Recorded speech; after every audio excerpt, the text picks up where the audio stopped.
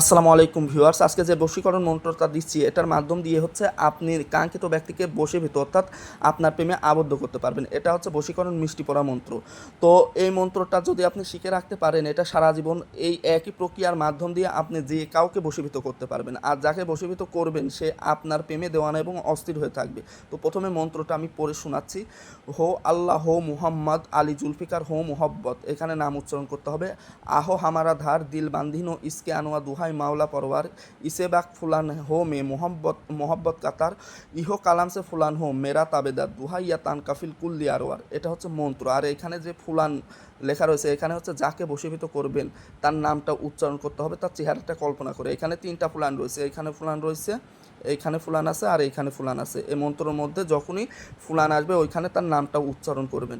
আর এই মিষ্টিটা যদি হচ্ছে আপনি খাওয়ায়া দিতে পারেন, তার গলার নিচে যাওয়া মাত্রই আপনি এর ফলাফলটা নিজেই উপলব্ধি করতে পারবেন। সে আপনাকে ছাড়া এক মুহূর্ত থাকতে পারবে না ইনশাল্লাহ।